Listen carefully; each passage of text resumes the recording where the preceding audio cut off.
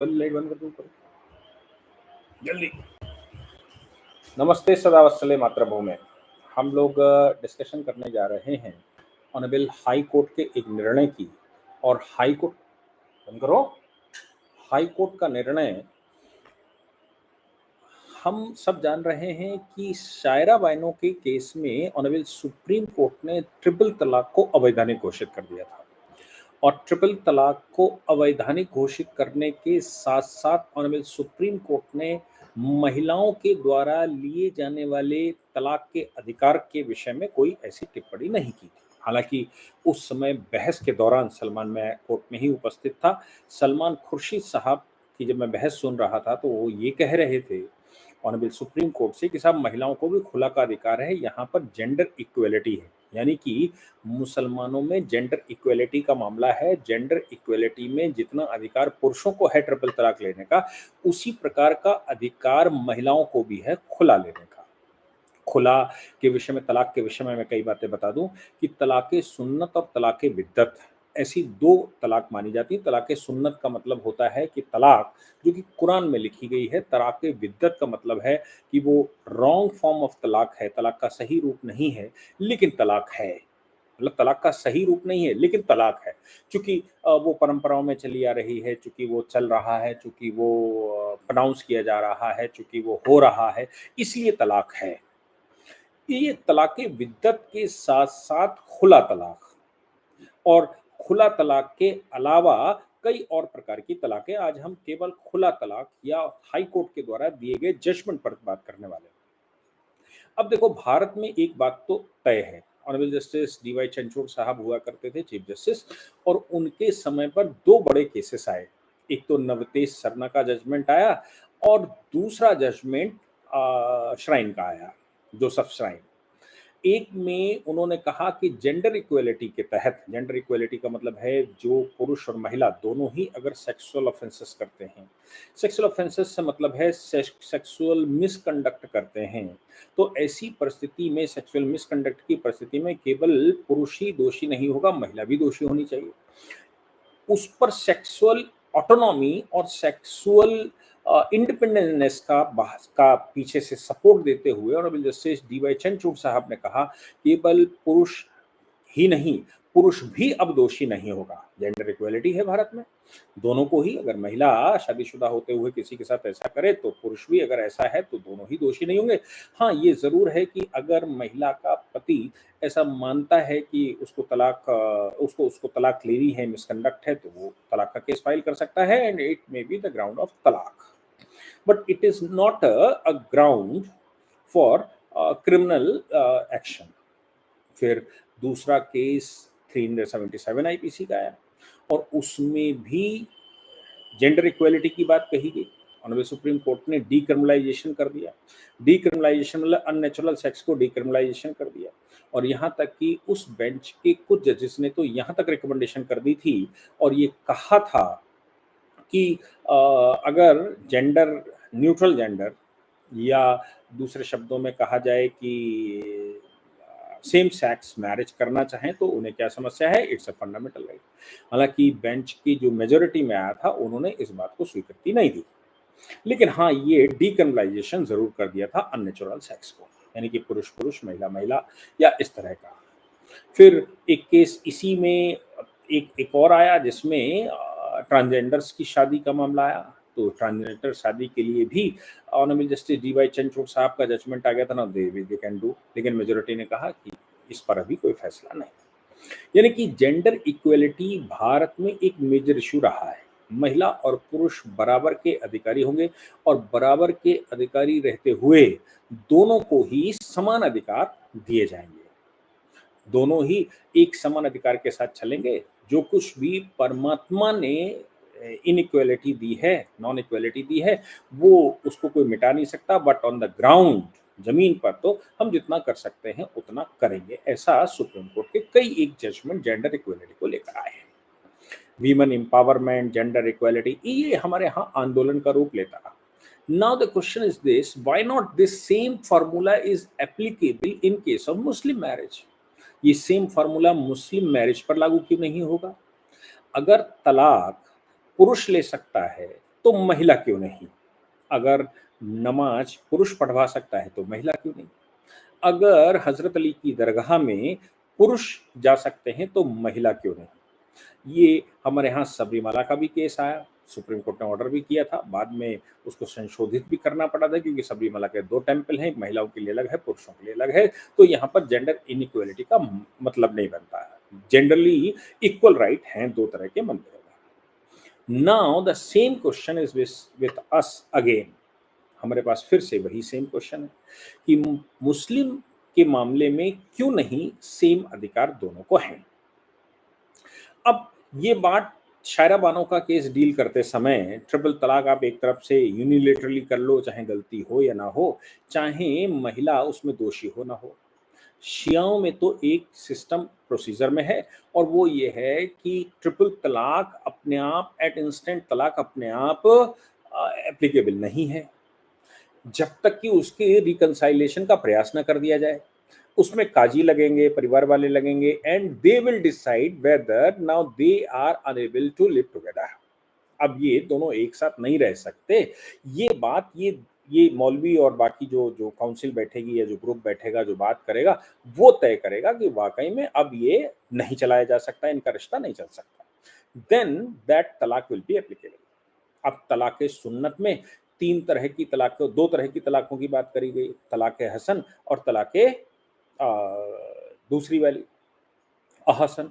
हसन और अहसन, अब उसमें ये कहा गया कि 3 बार तलाक ले लो, 3 महीने तक इंतज़ार कर लो या फिर हर महीने फ्रेश पीरियड में 1 बार तलाक ले लो और तीसरी बार जब तलाक बोलोगे तीसरे महीने में तो तलाक कन्फर्म हो जाएगी, इर्रिवोकेबल हो जाएगी। लेकिन इंस्टेंट तलाक में तलाक हो जाए और वो तो तत्काल इर्रिवोकेबल हो जाती है। सुप्रीम कोर्ट में ये बात आई, महिलाओं ने कहा कि बिना किसी कारण के गुस्से में, लड़ाई में, किसी के बहकावे में, बिना फैक्टों को जाने कभी भी धोखे में, सोने में ये कभी तलाक कह देता है। मौलवियों का कहना था कि अगर सोते समय भी उसने तलाक बोल दिया तो फिर उसको हलाला करवाना पड़ेगा। अब हलाला का जो प्रोसीजर आया वो ऐसा कहते हैं कि हज़रत उमर के समय पर सीरिया के मामले में आया कि लोग वहाँ पर हमला करने गए, ये इस्लामिक चरमपंथी और हमला करते समय उनको महिलाएँ अच्छी लगीं। अब महिलाओं को इस्लाम तो वहाँ कबूल करवा दिया, लेकिन महिलाएँ अच्छी लगीं, उनका क्या? तब कहते हैं कि हज़रत उमर ने उनसे कहा कि तुरंत तलाक दिलवा दो, तलाक दिलवाने के बाद तुम अपने साथ उनको रख लो और अपने साथ रखने के बाद उनको छोड़ दो। छोड़कर वो पुनः विवाह कर लेंगे उसी अपने पहले पति के साथ, तुम्हारा काम भी हो जाएगा और तुम वापस भी आ जाओगे। यानी कि हलाला करके वापस आ जाओगे। तो तुम्हें केवल वो एन्जॉयमेंट करना है जो हलाला से सिद्ध होता है। मोल्ला, मौलवियों जो अग्रसर होंगे इन मामलों में उनको भी इसका बड़ा आनंद आता है कि वो हलाला करके अपना शौक पूरा करते हैं। अब चूँकि रिलिजन उसके पीछे का बेस है, रिलिजन उसके पीछे सपोर्ट मिलता है, इसलिए सब कुछ जायज़ है। पब्लिक एट लार्ज उस पर कोई सवाल भी नहीं कर सकती। सवाल एक और है, जब ट्रिपल तलाक को इंस्टेंट तलाक को सुप्रीम कोर्ट ने शायरा बानो के केस में अनकॉन्स्टिट्यूशनल डिक्लेयर कर दिया, तो now the question is before the court also. Telangana high court में इसी तरह का एक मैटर आया। तेलंगाना हाई कोर्ट ने जो जजमेंट किया है, मुझे लगता है निश्चित रूप से ये सुप्रीम कोर्ट में चैलेंज होगा कि जो मुझे लगता है, और इस पर फिर से एक कॉन्स्टिट्यूशनल बेंच बैठानी पड़ेगी। बड़ी बेंच, ना कॉन्स्टिट्यूशनल बैठानी पड़े, but substantial question of law है, that is why there must be 5 जजेस बेंच, नहीं एटलीस्ट फुल बेंच 3 जजेस की तो बिठानी पड़ेगी। तेलंगाना हाई कोर्ट के 2 जजेस की बेंच के सामने जो सवाल आया, वो सवाल ये था कि एक महिला अपने पति से तलाक लेना चाहती है। उसने अपने पति से कहा कि मैं तुमसे तलाक लेना चाहती हूँ, खुला करना चाहती हूँ। पति ने उसकी अनुमति नहीं दी, चूँकि खुला का प्रोसीजर ये वैसा नहीं है इंस्टेंट तलाक की तरह। खुला का प्रोसीजर ये है कि now she haves to request to the husband that I want to get the release from you and for that we can negotiate. उसके लिए हम तुम नेगोशिएट कर सकते हैं, उसके लिए हम तुम्हें पेमेंट डाल सकते हैं। और पेमेंट्स मतलब है जो जो मेहर का अमाउंट हमने लिया है वो तो वापस करेंगे ही करेंगे, और इसके अतिरिक्त और जो तुम कहोगे तो नेगोशिएट कर लेते हैं, उतना पेमेंट डाल देंगे, हमें मुक्त कर दो। यानी कि जो पुराने जजमेंट कह रहे हैं महमूद वगैरह के, वो ये कह रहे थे कि कि जो शादी है यानी कि निकाह है, निकाह में जो मेहर है that is an price of sale, like equally to the sale. ये सेल का प्राइस है। अब सेल का प्राइस है तो प्राइस वापस करो, तो फिर रीसेल हो जाएगी, यानी कि वापसी हो जाएगी। और आप दोबारा चूंकि सेल करना चाहते हो, रिलीज होना चाहते हो, तो now you have to make the fresh payment as per the negotiation. तो खुला में वो रिक्वेस्ट करती है कि मुझे रिलीज कर दो, और मुझे रिलीज कर दो, मैं तुम्हारा महर वापस कर दूंगी, whatever the sale price you have paid to me I will give you back. और फिर नेगोशिएट कर लेते हैं टेबल पर बैठकर, जो होगा वो वापस कर देंगे। ये खुला का प्रोसीजर है। मींस खुला का जो अब तक का एस्टेब्लिश रूल था वो ये था कि now the female will request and the husband will accept it. महिला रिक्वेस्ट करेगी और पति को स्वीकारना होगा। अगर पति उसको स्वीकार नहीं करता है तो फिर खुला का तलाक नहीं हो सकता। Now the substantial question of law is this in the court before the Telangana high court, that अगर महिला जेंडर इक्वलिटी भारत में है तो फिर क्या जो ट्रिपल तलाक के मामले में पुरुषों पर लागू होता है वैसा ही कानून क्या महिलाओं पर भी लागू होगा? क्या जैसे पुरुष 3 बार तलाक करके तलाक ले सकता है, क्या महिला भी वैसे ही तलाक ले सकती है? महिला ने बहुत सारे प्रयास करे, प्रयास करने के बाद वो उनकी इस्लामिक काउंसिल बैठी, उसके सामने भी गए, फिर वो डिस्ट्रिक्ट कोर्ट में गए कि डिस्ट्रिक्ट कोर्ट ने महिला के पक्ष में ऑर्डर कर दिया।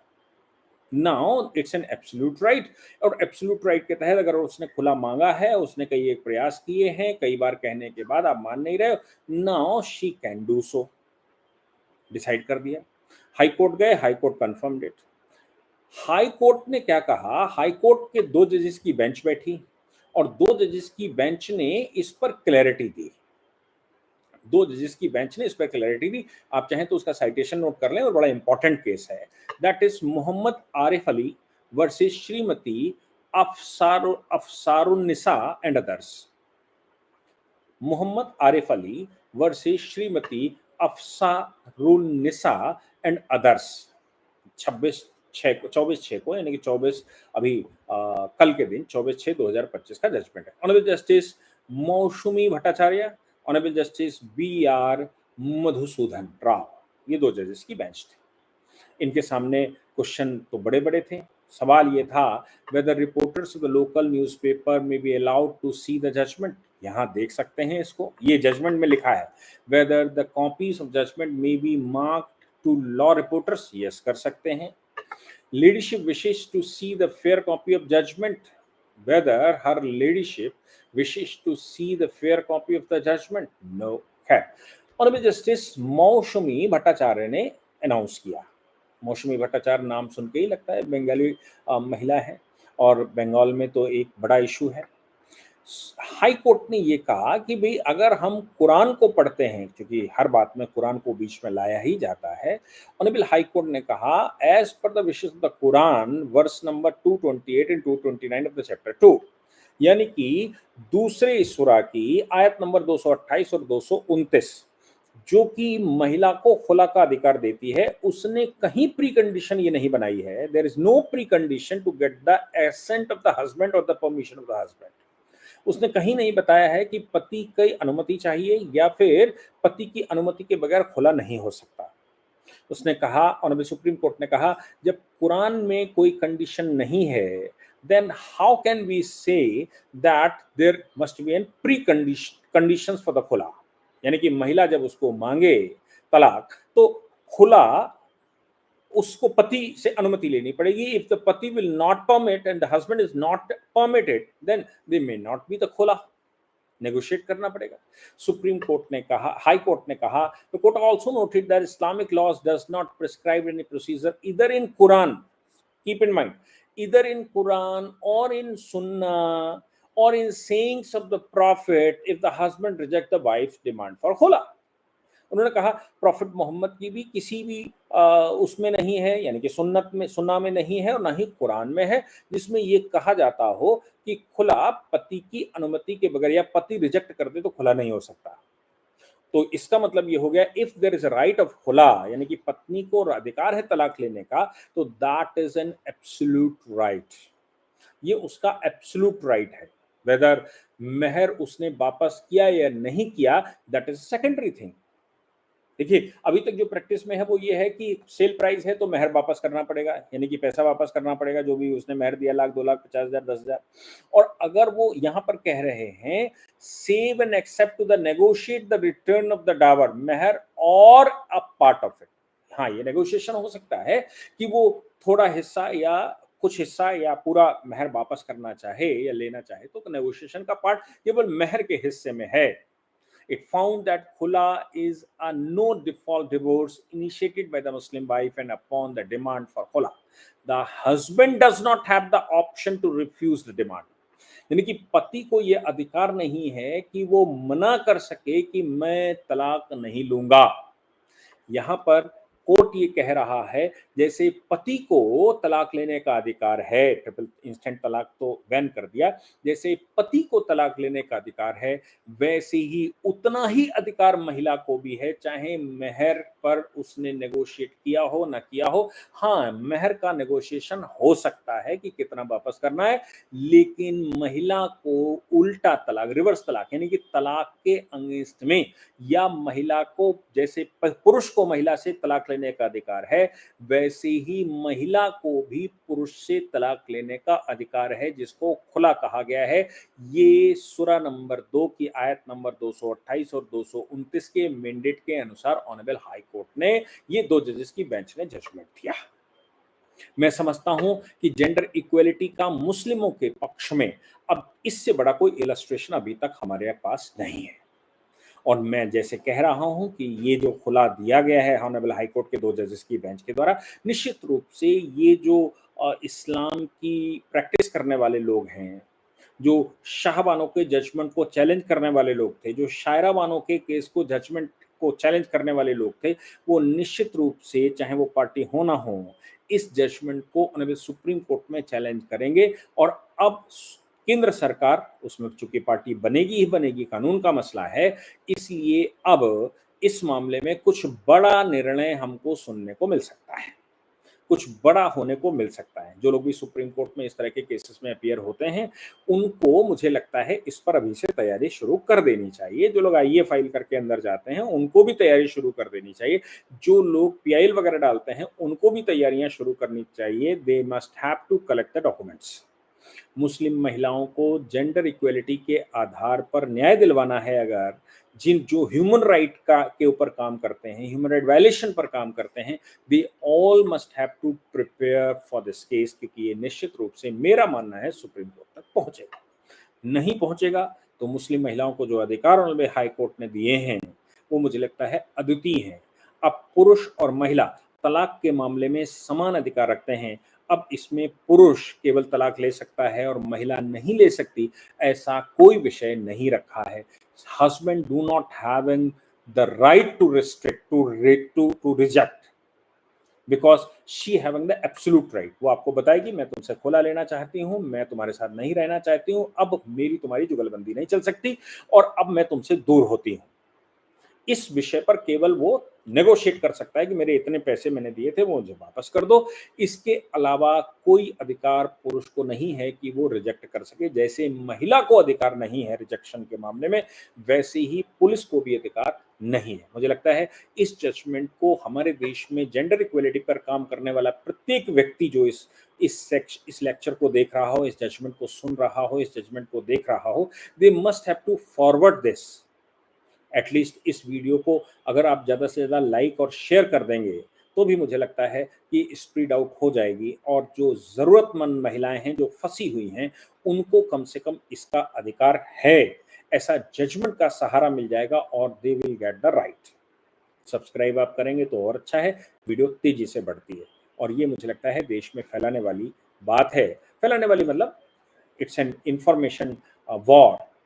Each and every female must have a right to get the information regarding this judgment. इस जजमेंट की कॉपी भी मैं नीचे पेस्ट करूंगा, मतलब उसका लिंक पेस्ट करूंगा तो आप देख सकते हैं। लेकिन ये एक अच्छा और धमाकेदार जजमेंट है। जय हिंद, जय भारत, वंदे मातरम।